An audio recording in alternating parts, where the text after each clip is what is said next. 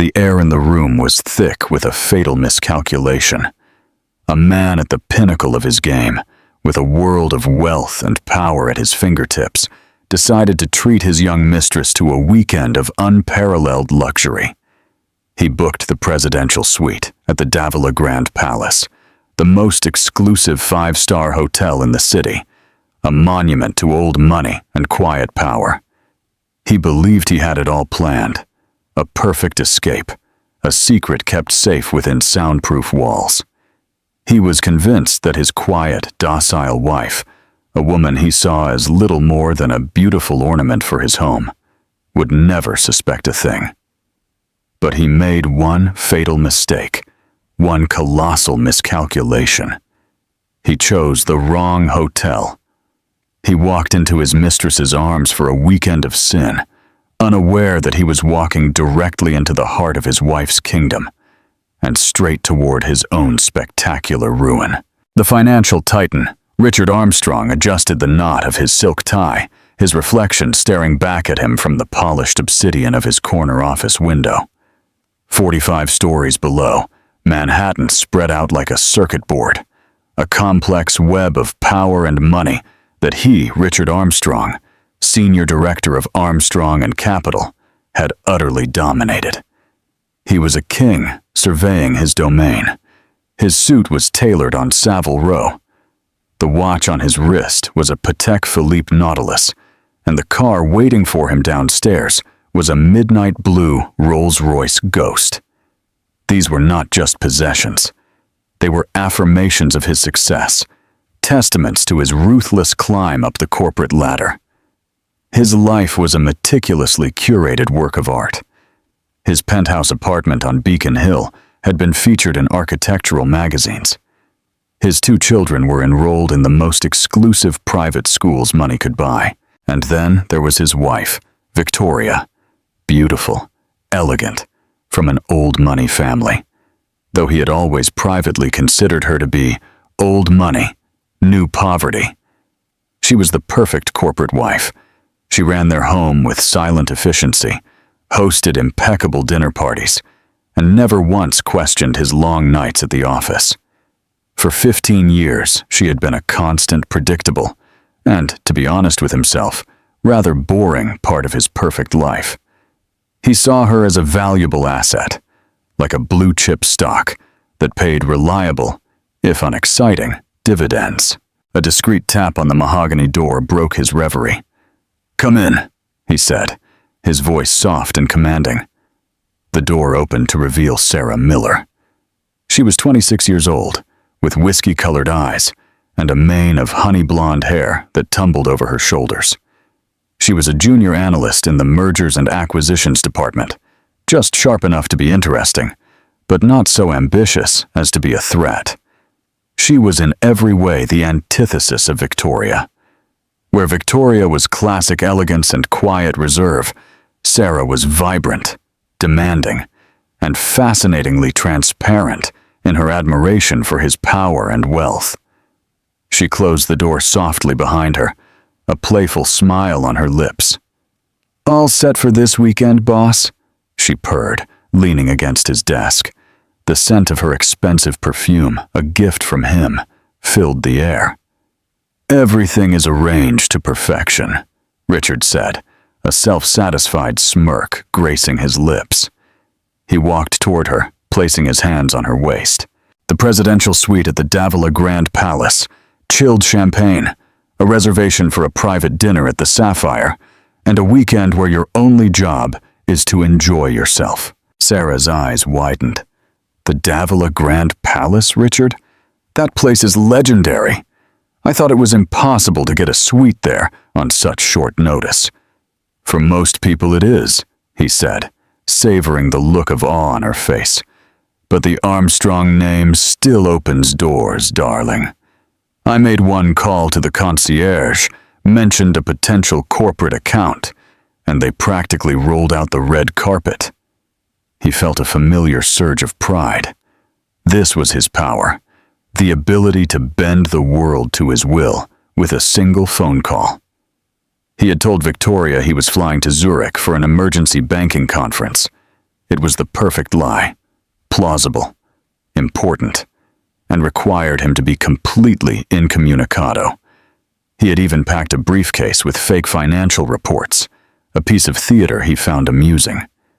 Victoria had packed his suitcase for him, as she always did, her expression placid and unquestioning. She had even reminded him to take his blood pressure medication. The irony was delicious. "And Victoria?" Sarah asked, her voice a soft whisper, a hint of insecurity clouding her features.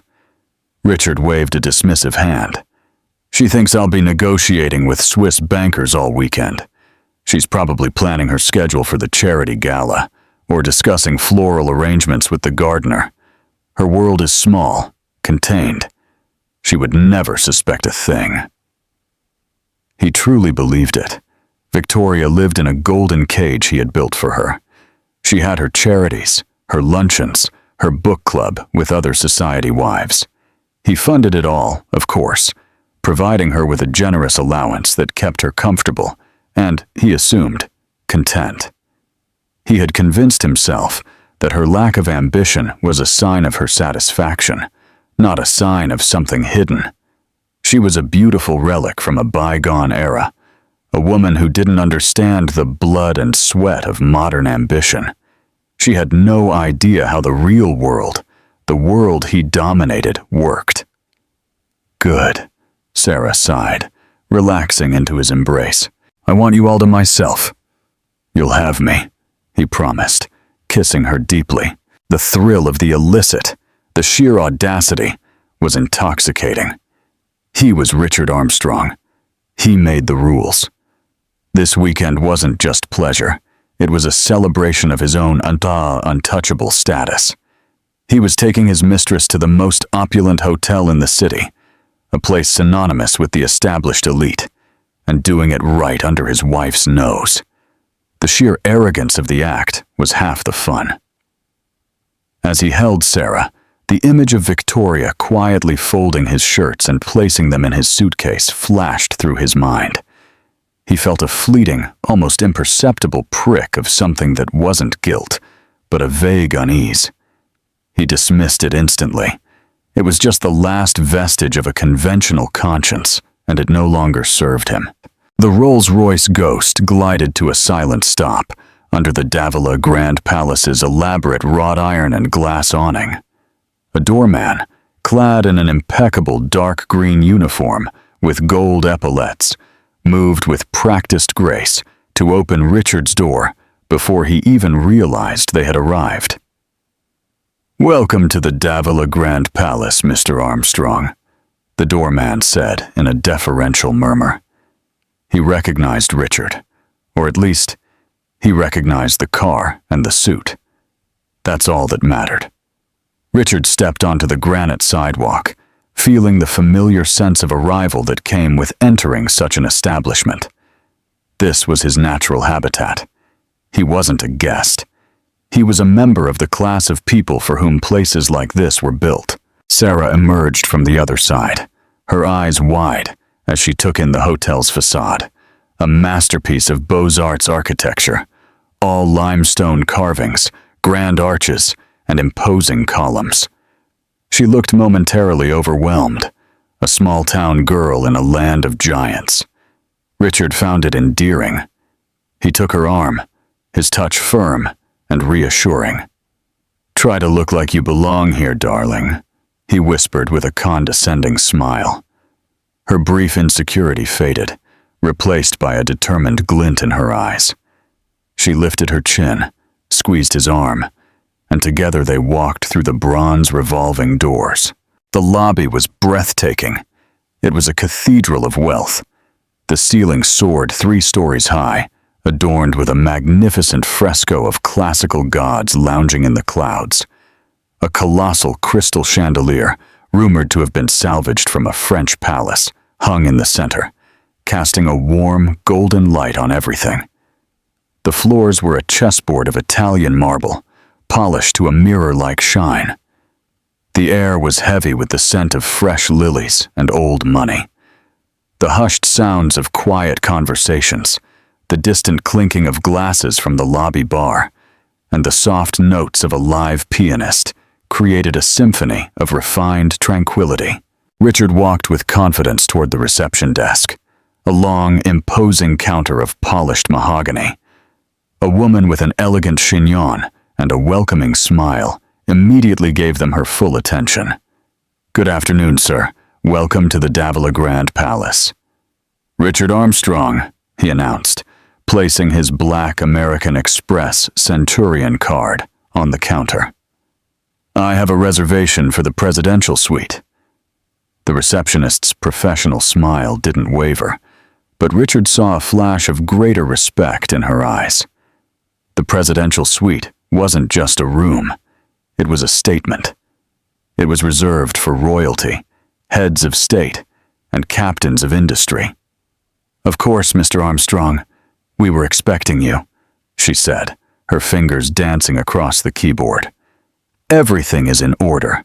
Your luggage will be brought up immediately. We also took the liberty of chilling a bottle of 2008 Dom Perignon for your arrival." "Excellent," Richard said, with a dismissive nod, his only show of appreciation. He turned to Sarah, who was trying her best to look nonchalant, but failing to hide her excitement. She was subtly taking a picture of the chandelier with her phone. He gently lowered her hand.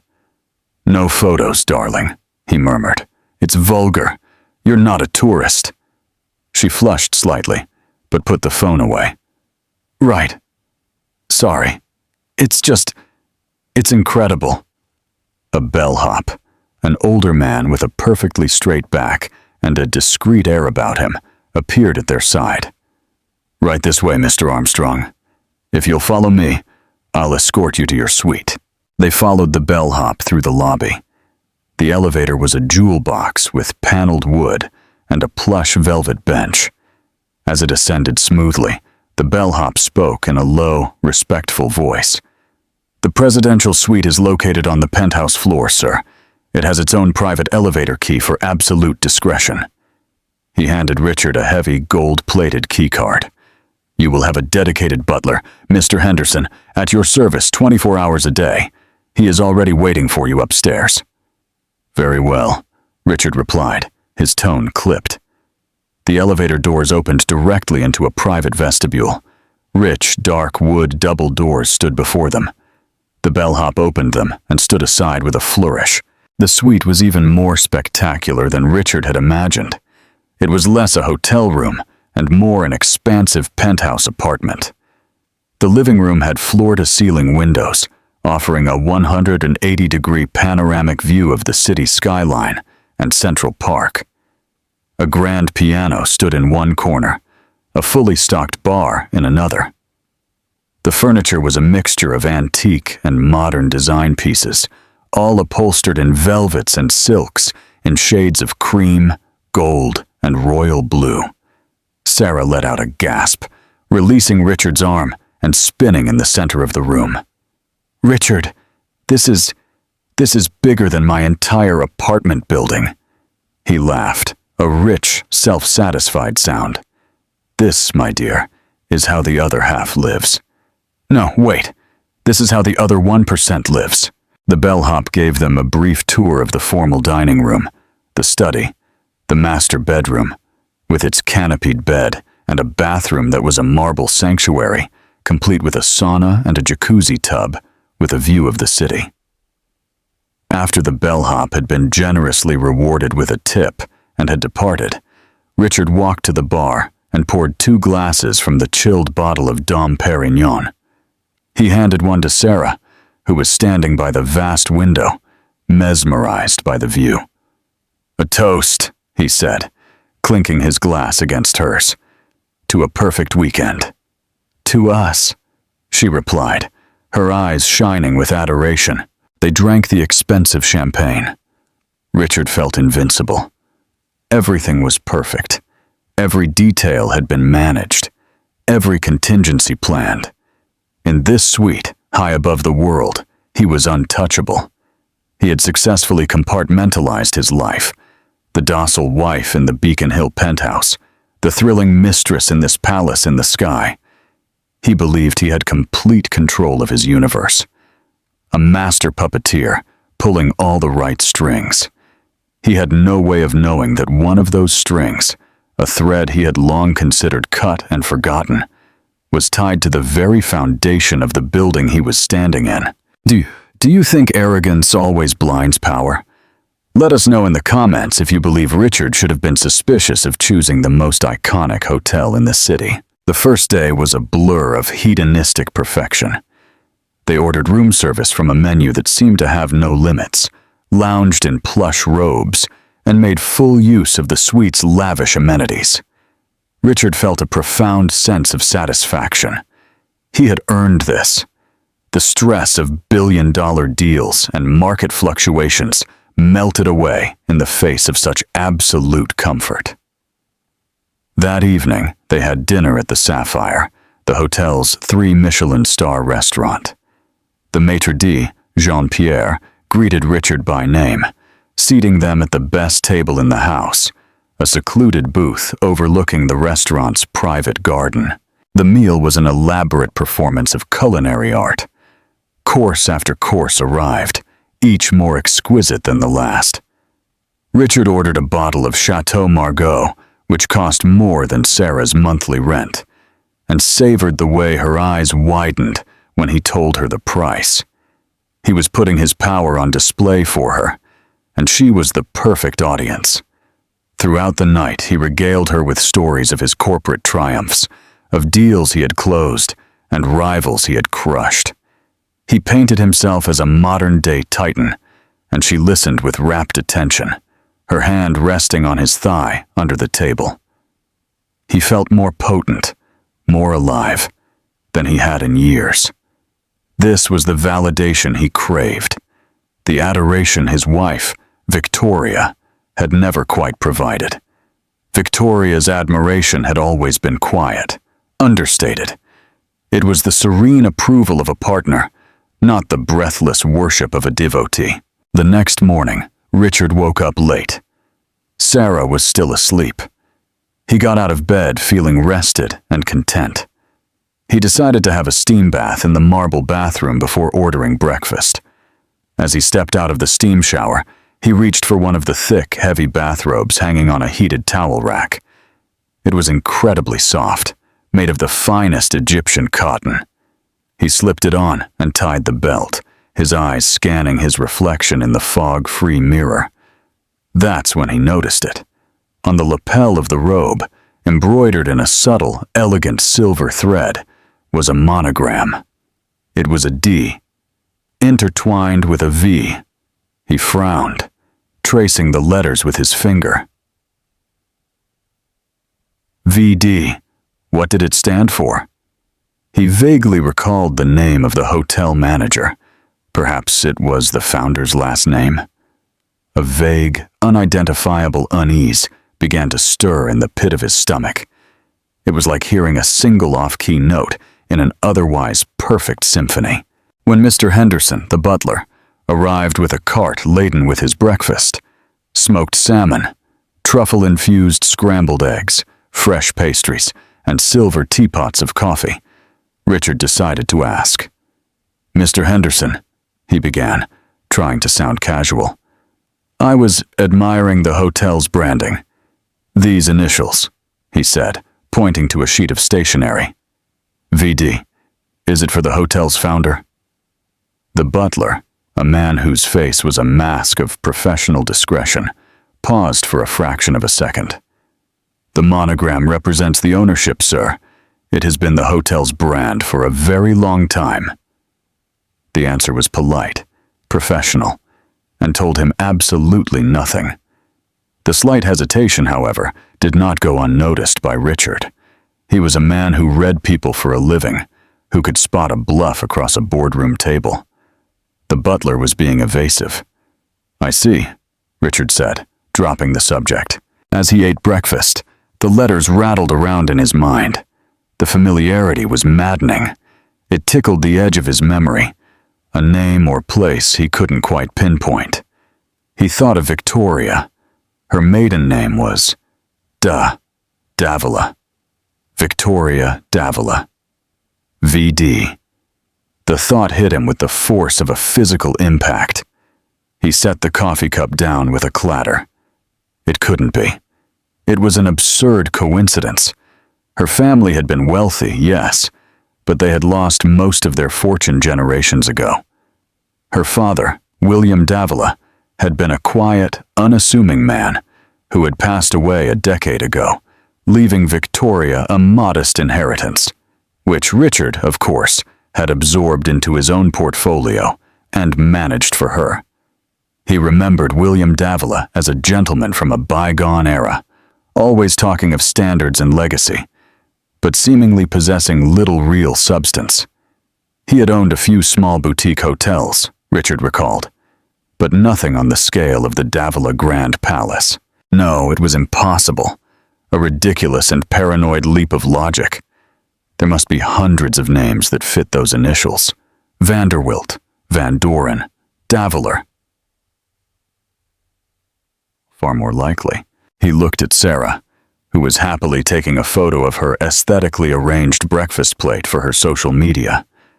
She was oblivious to his internal torment. "Everything okay, Richard? You look like you've seen a ghost," she said, finally looking up from her phone. "Fine," he snapped, his tone more abrupt than he had intended. "Just thinking about the markets." He forced himself to relax. He was being an idiot. He was at the pinnacle of a perfect weekend, and he was letting a stupid monogram spook him. He was Richard Armstrong. He was in control. This was his world, his hotel, his weekend. The initials were a coincidence, nothing more. But for the rest of the day, he couldn't shake the feeling of unease. He began to see the monogram everywhere. On the tiny silver sugar tongs, on the leather-bound room service menu, on the corner of the linen napkins. Each time he saw it, the image of his wife's calm, serene face flashed in his mind.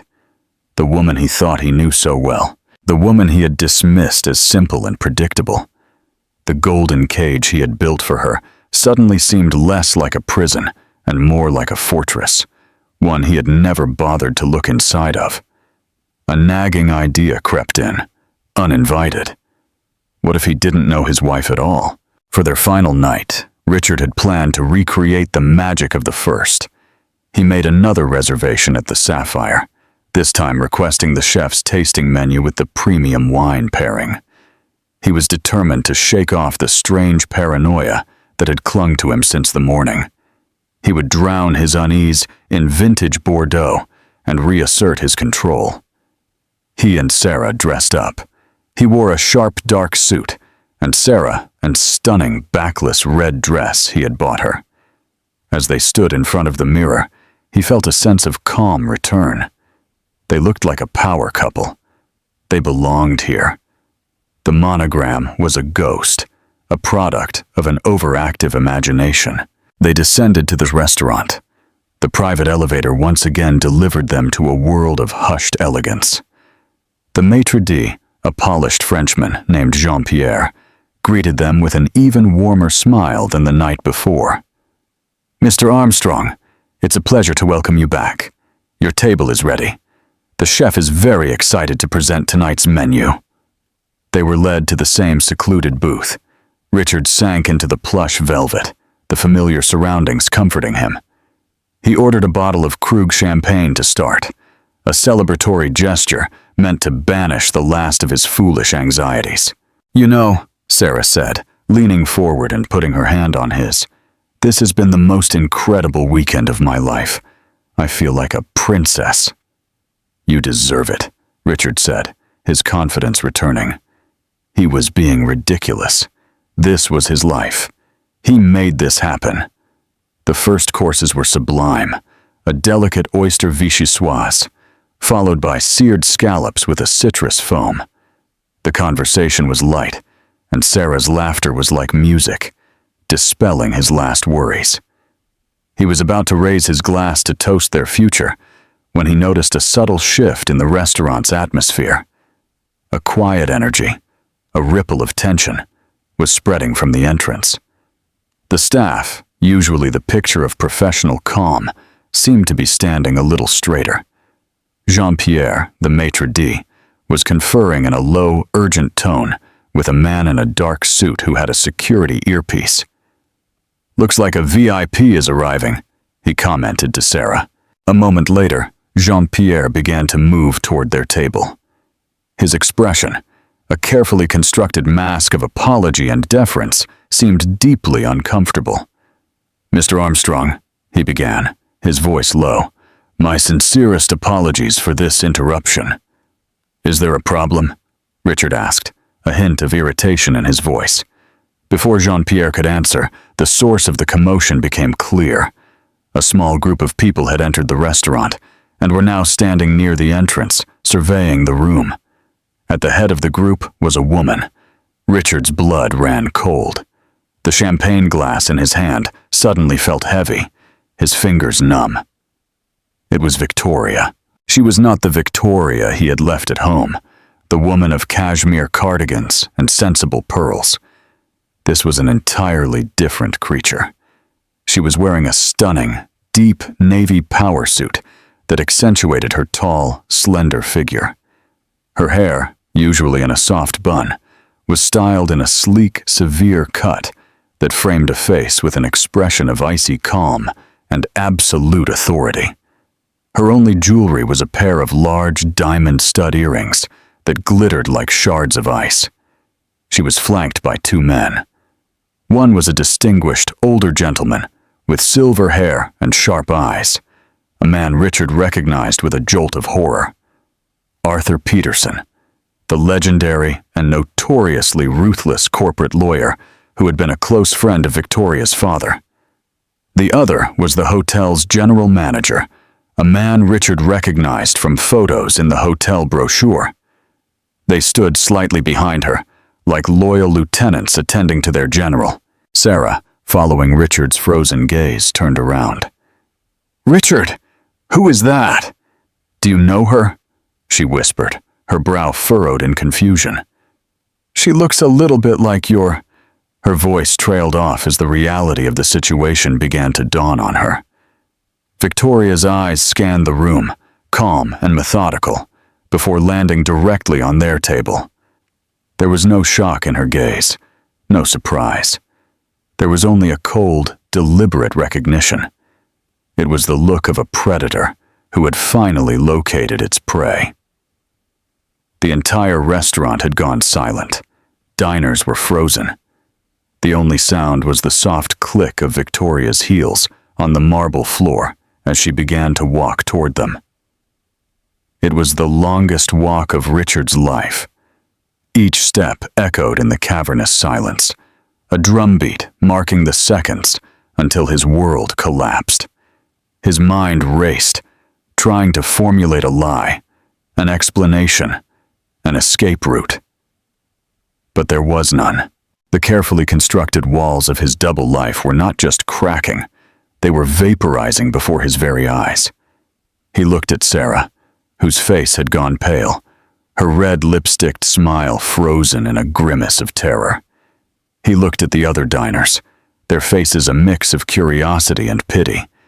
And then he looked back at his wife, who was now just a few feet away. In her eyes, he did not see the hurt wife he might have expected. He saw a stranger. He saw a queen who had come to reclaim her throne, and he knew with a certainty that chilled him to the bone that he was nothing more than an intruder in her kingdom. Victoria stopped at their table. She didn't look at Sarah. All her focus, cold and undivided, was on Richard. The scent of her perfume, a subtle, costly fragrance he hadn't smelled on her in years, reached him. It was sharp and clean like winter air. "Richard," she said. Her voice was perfectly leveled, devoid of any emotion. It was the voice she used when giving instructions to staff. Calm and final. "I believe you're in my seat." The statement hung in the air, a masterpiece of double meaning. Richard stared at her, his mouth dry. He felt 100 pairs of eyes on him, the carefully curated persona of Richard Armstrong, master of the universe, was shattering like cheap glass. He stammered, his mind blank with panic. "What? What are you doing here? I thought you were in Chicago, the charity gala." A small, humorless smile touched her lips. "I canceled. Something more important required my attention." Her gaze finally flicked to Sarah, a quick, dismissive glance that took in the expensive dress and the terrified expression. She looked at her not as a rival, but as one might look at a piece of furniture that was out of place. "And I see you brought a guest." Sarah shrank in her seat, looking at Richard with pleading, terrified eyes. She opened her mouth to say something, but no words came out. Victoria turned her attention back to Richard. "I must say, Richard, I'm impressed. The presidential suite, the sapphire. You have expensive tastes. It's a comfort to know you appreciate the family business." The words hit him like a physical blow, connecting the terrible dots that had been tormenting him all day. The monogram, VD Victoria Davila. I don't understand," he managed to say, even as the truth crashed into him with the force of a tsunami. "Allow me to clarify," Victoria said, her voice dropping slightly, becoming even more precise. Each word, a carefully sharpened blade. "My father, William Davila, founded Davila Hotels 60 years ago. His first hotel was a small inn in the countryside, but he was a brilliant man. He built an empire, piece by piece, with his own hands. The Davila Grand Palace was his masterpiece, his crown jewel. When he died, he left me his entire controlling interest. All of it. To me." She paused, letting the information sink in. The entire restaurant was listening, captivated by the real-life drama unfolding before them. "For 10 years, she continued, I allowed a board of trustees, hand-picked by my father, to manage the day-to-day operations of the company. I preferred a quiet life. I wanted to raise my children. I wanted to be a wife. I trusted that the world my father built was in good hands, and I trusted my husband." Her eyes bore into him, and for the first time, he saw a flash of the immense pain he had caused her. But it was immediately suppressed, replaced by a will of tempered steel. "But recently, I decided it was time to take a more active role. As of last Monday, at the annual shareholders meeting, I dissolved the board of trustees and assumed my rightful position. I am the sole acting president of Davila Hotels, which owns this hotel, and 117 others around the world. The monogram you have been seeing everywhere doesn't stand for anything else. It stands for Victoria Davila. Welcome to my hotel, Richard." The silence in the room was absolute. Richard felt the blood drain from his face. He wasn't a king in a conquered territory. He was a fool who had thrown a party in the lion's den, unaware that the lioness was at home. Victoria then turned her steely gaze to Sarah. "Ms. Miller, isn't it? You're an analyst at Armstrong & Capital, I believe. Sleeping with a senior director, your direct superior, is a blatant violation of your company's ethics clause, not to mention a grave error in judgment. Consider your employment terminated. Mr. Peterson has already contacted your firm's head of human resources and their board. I wouldn't bother going into the office on Monday." Sarah let out a small, choked gasp. Her dream weekend had turned into a career-ending nightmare. Finally, Victoria turned back to the man she had been married to for 15 years. "As for you, Richard, our joint bank accounts, which contain the funds from my family's trust that you so generously offered to manage for me, have been frozen. The locks on the Beacon Hill penthouse have been changed. Your belongings are being packed as we speak and will be sent to your office. Don't bother going home. You're no longer welcome there." She pulled a single document from her handbag, placing it on the table between Richard's plate and his wine glass. "These are divorce papers drafted by Mr. Peterson. My terms are non-negotiable. You'll find that I have been meticulously documenting your indiscretions for the past 3 years. You will sign this. You will leave with nothing but the clothes on your back, and you will never see our children again without my express, supervised consent. If you fight me, I will use the full weight of my resources to destroy not just your career, but your very name. I will make sure the Armstrong name is synonymous with humiliation and failure in every financial circle in the world. Am I making myself clear?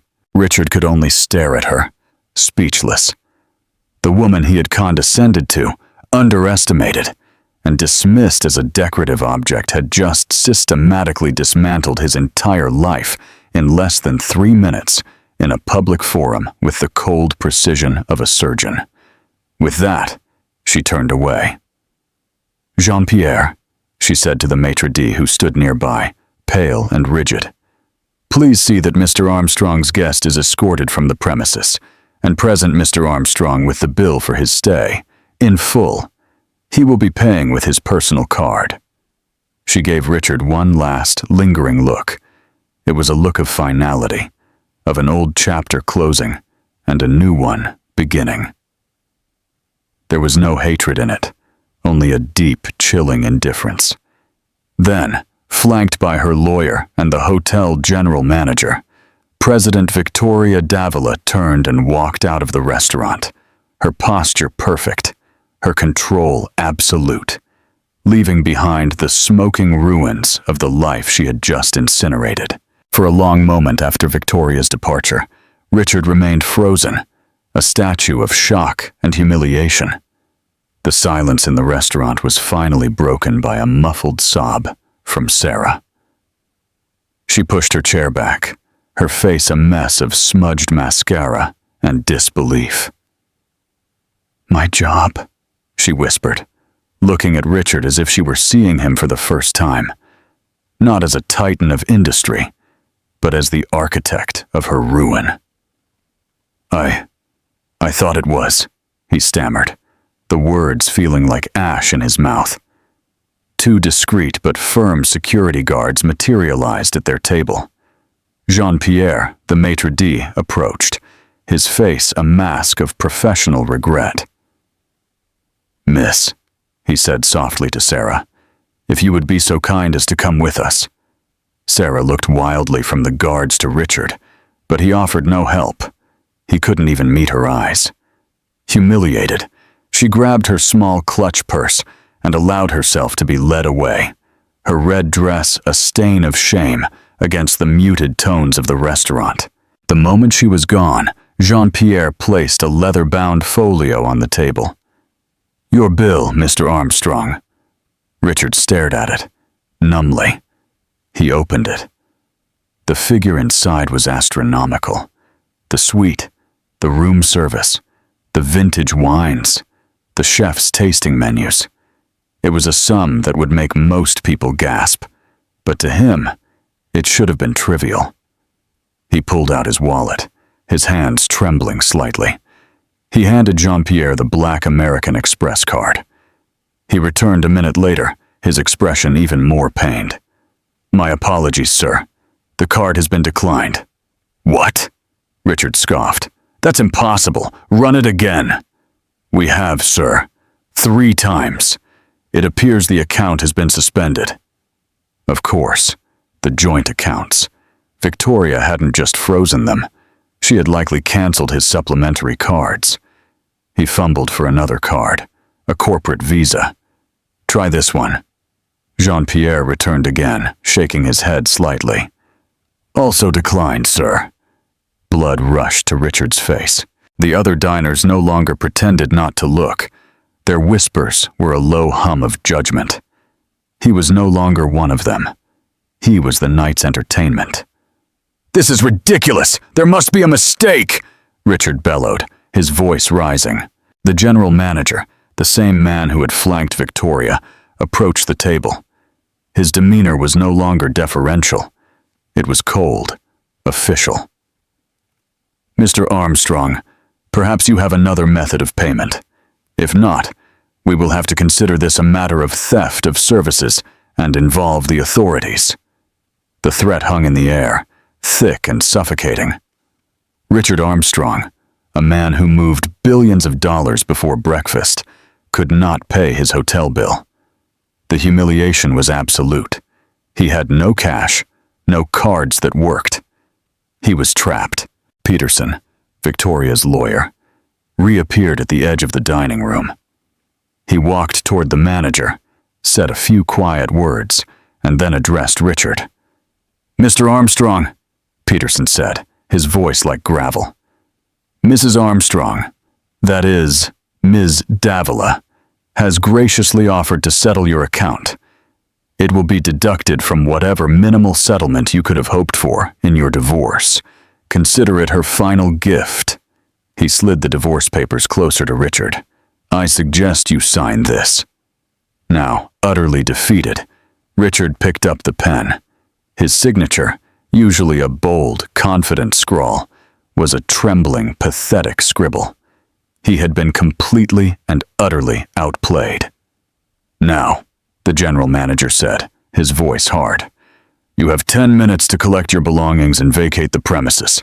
Security will escort you." The walk of shame from the restaurant, through the grand lobby, and to the elevator was unbearable. Every glance from a guest, every look from a staff member, felt like a physical blow. The deference and respect were gone, replaced by scorn and cold indifference.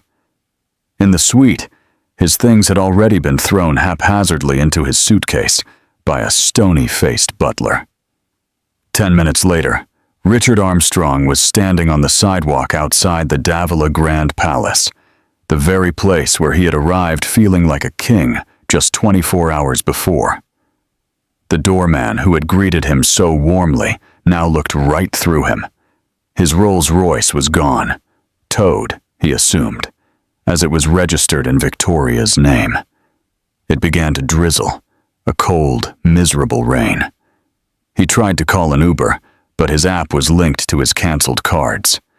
He stood there, a man in a $1,000 suit with a useless phone and an empty wallet, as taxis and limousines sped past. He was stranded. He began to walk, the drizzle soaking his jacket. He had nowhere to go. His home was no longer his. His office would be a place of shame. His friends, he knew, would side with power and old money. They would side with Victoria Davila. The news of this spectacular humiliation would travel through their circles at the speed of light. He found a payphone, a relic from another era, and used the few coins he had in his pocket to call his only remaining ally, a junior partner at his firm named Kevin. "Kevin, it's Richard. I'm in trouble. A real mess." He tried to explain, but his story came out as a panicked, incoherent babble. Kevin listened, and when Richard was done, there was a long pause. "Richard?" Kevin said, his voice tight. I just got an email from the board. It's about you. They're calling an emergency meeting for Monday morning. Richard, they're invoking the morality clause. Victoria's lawyer sent them a full dossier. Photos, bank statements, everything. They're going to fire you." The receiver slipped from Richard's numb fingers, clattering against the metal of the phone booth. It was over. All of it. In a single night, he had lost his wife, his children, his home, his mistress, his jabot, and his fortune. Victoria hadn't just defeated him. She had erased him. He looked up at the glittering penthouse suite of the Davila Grand Palace, a beacon of power high above the city.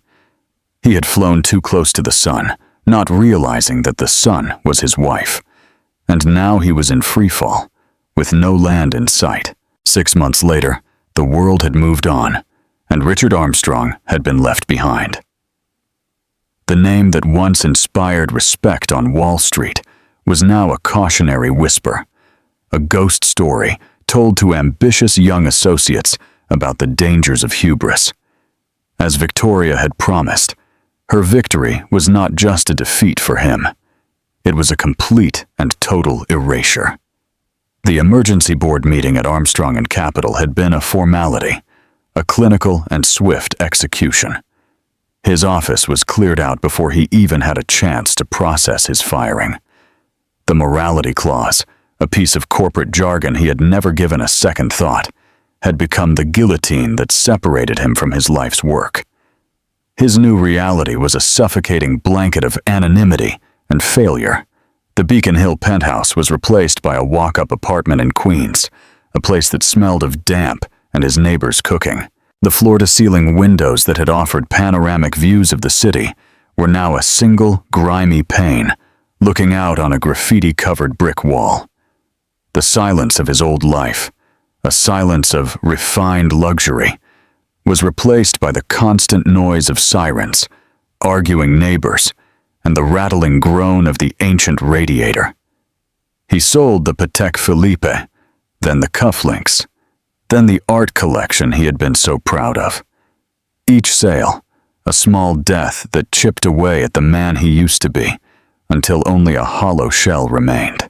He now worked at a small, faceless financial services firm called Apex Solutions, a name so generic it was insulting. His corner office was a cramped cubicle under the glare of flickering fluorescent lights. He, who once moved markets with a single phone call, now spent his days doing data entry and compliance checks that were once done by interns whose names he never bothered to learn. His boss was a man 15 years younger than him, a cocky, ambitious graduate who treated Richard with a barely veiled contempt, fully aware of who he used to be and reveling in his fall from grace. His nights were the worst. The profound isolation was a physical presence in his small apartment. He had tried calling old friends, the men he had shared cigars and 100-year-old scotch with. The calls went unanswered. The few who did pick up were brief and cold, making excuses before quickly ending the conversation. He was a liability, a social pariah.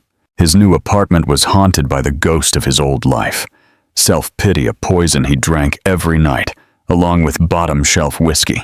While Richard sank into the mire of his own making, Victoria ascended. As she took over her role as president of Davila Hotels, she was not just competent, she was formidable. The years of quiet observation, of being underestimated and dismissed, had forged her into a shrewd and decisive leader. One afternoon, in the main boardroom on the top floor of the Davila Tower, she was presenting her signature proposal, the Davila Green Initiative. It was a multi-million-dollar, decade-long plan to make the entire hotel chain carbon neutral, focusing on sustainable sourcing, renewable energy, and community investment.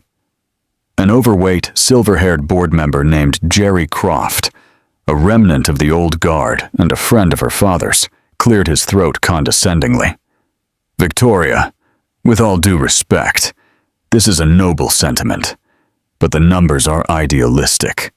The upfront investment will cut into our profit margins for years. Our shareholders expect dividends, not virtue signaling." Victoria didn't flinch. She met his gaze with her calm, Saddam, steady eyes. "Thank you, Jerry. I value your traditional perspective." The word traditional was delivered with surgical precision, making it sound synonymous with outdated. She clicked a button, and the screen behind her filled with complex charts and data projections. "What you call virtue signaling, Jerry, I call future-proofing.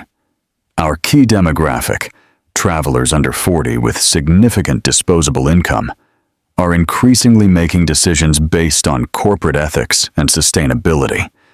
This is not an expense. It's an investment in our brand's relevance for the next 50 years. My projections show that while we will see a 5% dip in net earnings for the first 18 months, the positive press, increased brand loyalty, and government tax incentives will lead to a projected 15% growth in market share within 5 years. We will not just be a luxury brand. We will be the ethical luxury brand." She paused, letting her words sink in. "My father built this company on quality and legacy. This is the legacy for the 21st century. The motion stands." A murmur of approval went through the room. Jerry Croft sank back into his chair, defeated. From the corner, Arthur Peterson watched, a rare smile of pride on his face. The sleeping titan had truly awakened. Her new life wasn't just in the boardroom. The Beacon Hill penthouse, once a cold showroom for Richard's success, had been transformed. It was now a home filled with warmth and laughter. She was there for her children, truly present for the first time. She helped with homework, attended school plays, and had long conversations about their hopes and fears. She was discovering joy in the small, real moments she had missed while playing the part of the perfect corporate wife. She wasn't just a president. She was a mother, a leader, a whole person who was finally living her own life on her own terms. One crisp autumn evening, Richard was walking home from the subway station. The collar of his thin overcoat turned up against a biting wind. The city that once felt like his kingdom now felt foreign and hostile. He stopped at a newsstand, the glow from the magazines a stark contrast to the gray pavement. And there she was. Her face was on the cover of Forbes. It was a stunning photograph. Victoria was standing on the balcony of the presidential suite at the Davila Grand Palace. His suite. The city lights twinkled behind her like a carpet of diamonds at her feet. She looked directly at the camera, an expression of serene power and unshakable confidence on her face. The headline was a coronation. Victoria Davila, the silent heiress who reinvented a global empire. His hand trembled as he paid for the magazine. Back in the oppressive silence of his apartment, he sat under the single dim lamp and read the article. It was a hagiography, a glowing tribute to her brilliance. It detailed her sustainability initiatives, her shrewd acquisitions of boutique hotel chains, her employee profit-sharing program. It quoted industry rivals who expressed grudging admiration. Then it got to the part about her personal life. Following an amicable divorce from her ex-husband, it read, Ms. Davila has focused on her children and her role as a transformative leader in the hospitality industry, proving that a new chapter can be the most rewarding. Amicable divorce. The words produced a dry, harsh laugh in his throat. He wasn't a villain in her story. He wasn't even a footnote. He was a corrected typo, an inconvenient detail entirely expunged from the narrative. He let the magazine slide from his fingers. It fell to the floor, landing with Victoria's triumphant face looking up at him. He had never truly seen her. He had looked at her every day for 15 years and had only seen a reflection of his own success, a beautiful, passive accessory. He had failed to see the sharp mind, the patient heart, and the core of Davila steel that ran in her veins. He had thought he was the master of his universe, a sun around which everything revolved. But he had only been a minor moon orbiting a star. And he had been foolish enough to think that his own dim light was the source of all power. He got up and walked to the window, staring at the dark, unforgiving brick wall that was his horizon. He imagined her standing in her office at the top of the Davila Tower, looking out at the endless, glittering expanse of the city, a city that was now hers to conquer. High above, a new dawn had arrived for Victoria Davila, bright and full of promise. For Richard Armstrong, left in the darkness below, it was a permanent and deeply deserved twilight. Richard Armstrong learned the hardest lesson of all.